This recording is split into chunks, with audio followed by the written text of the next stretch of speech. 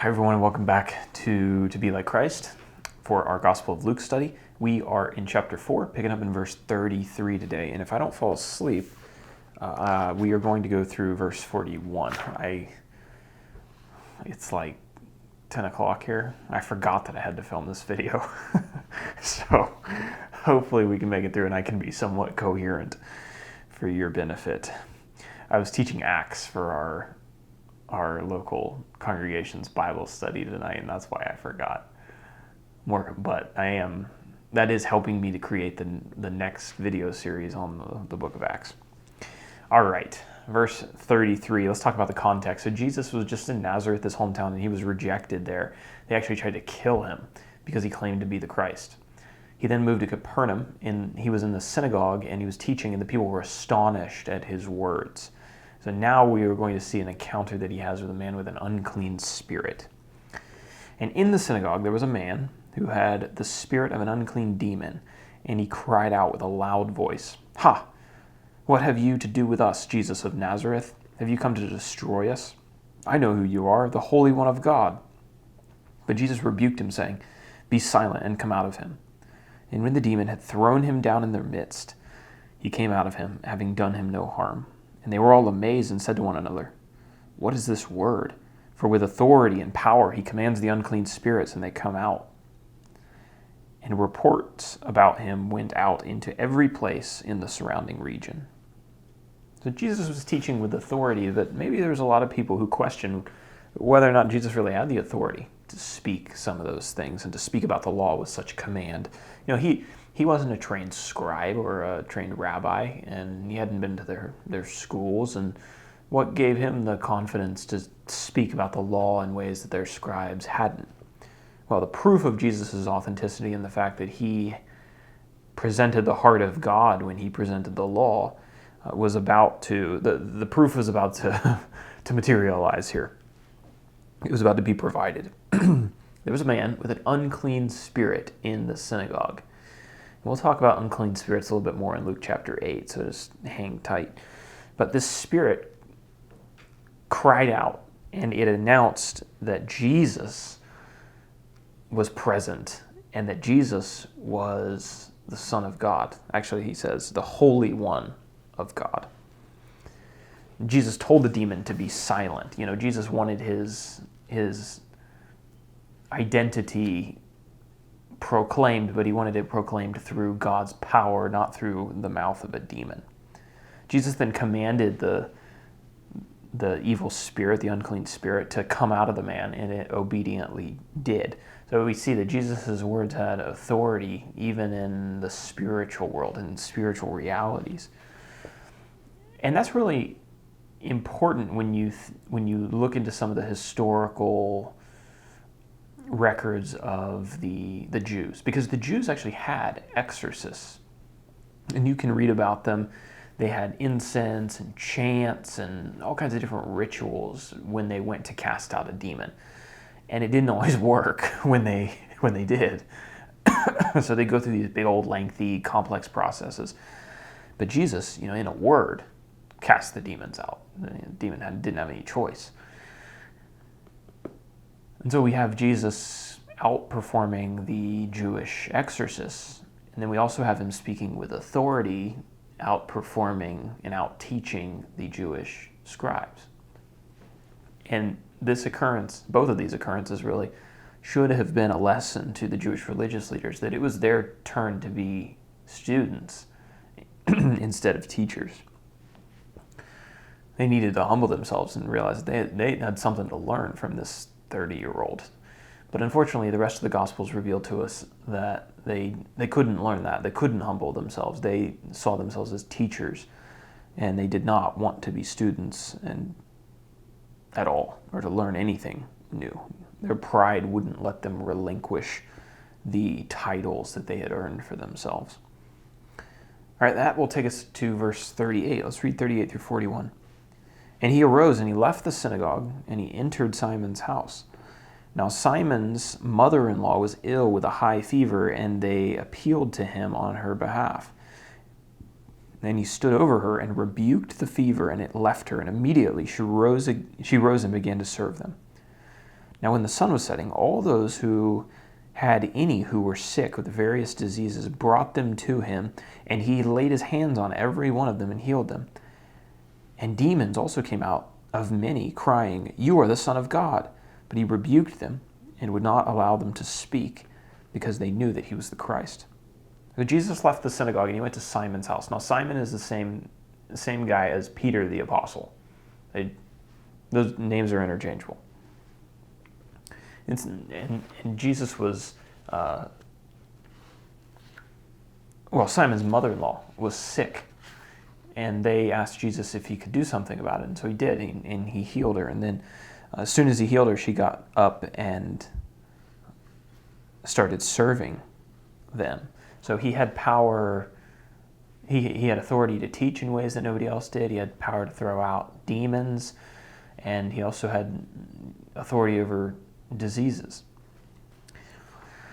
When news of this kind of made it around town, when the sun started setting, all of the people of the town started bringing their sick to Simon's front door, and they brought those with demons and those with various diseases, and Jesus laid his hands on them and he healed them all.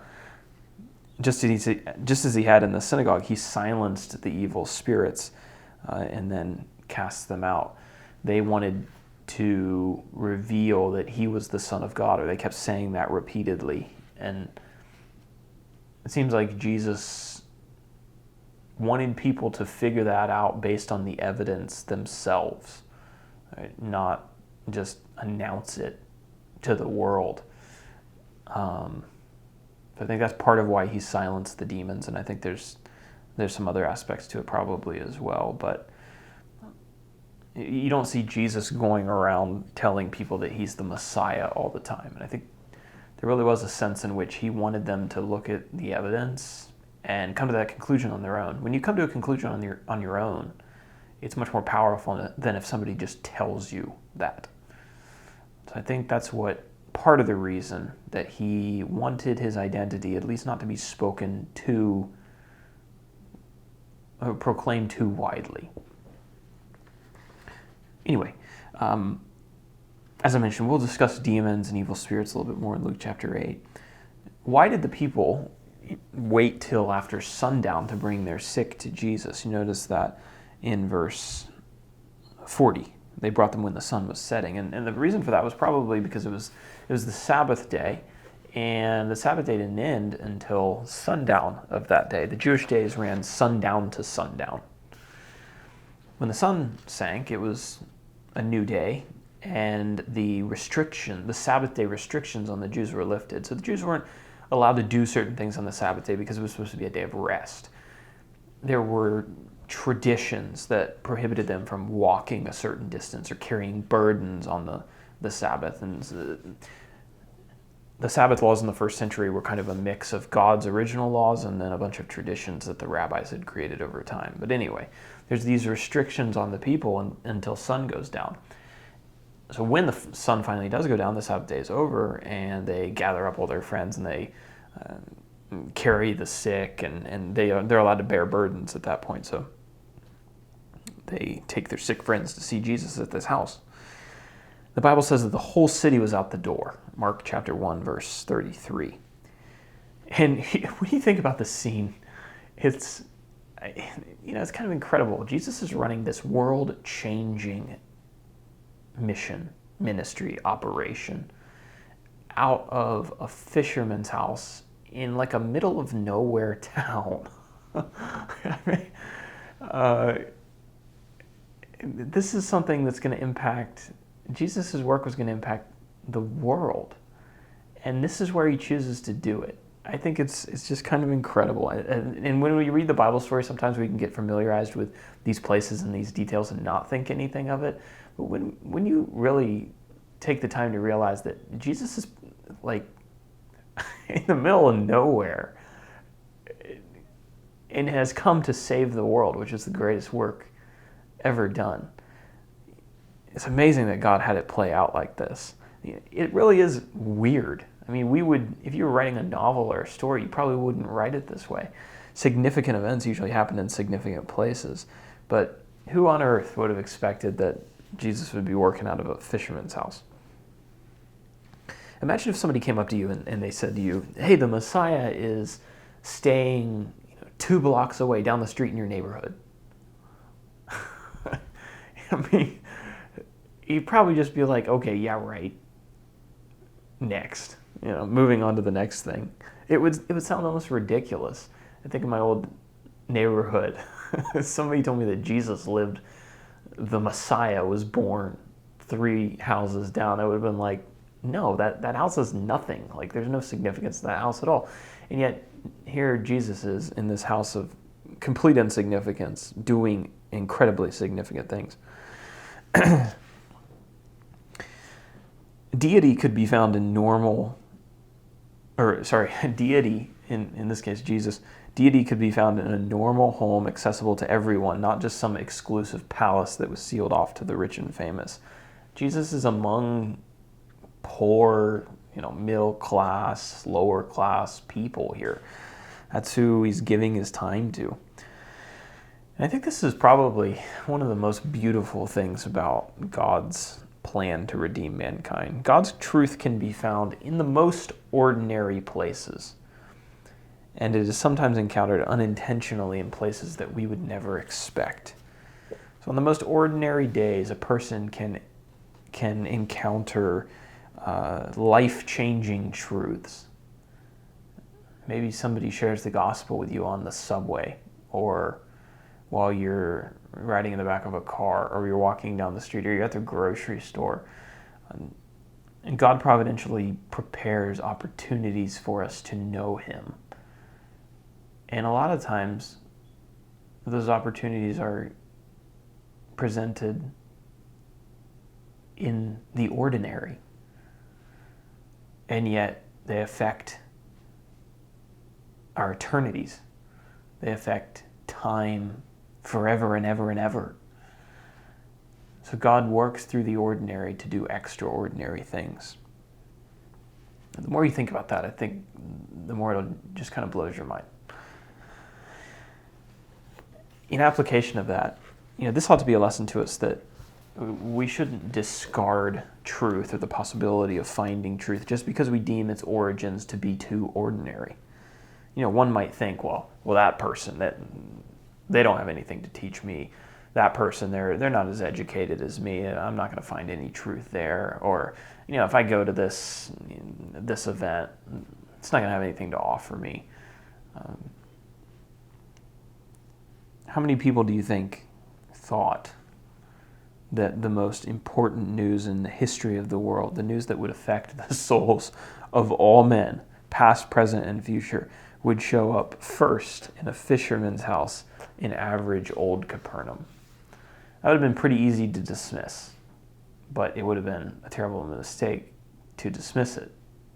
God moves in some incredible and mysterious ways, and the way that he delivers the gospel through his disciples, through his creation, through his providence, is nothing short of amazing. And he often uses the most normal things in the world, on the most normal days in the world, to get his work done and to change hearts and to change lives forever. So that's all I got for today. I'm going to go take a nap. Actually, I'm going to go to bed. I'm sleepy, if you can't tell. Reading my notes word for word.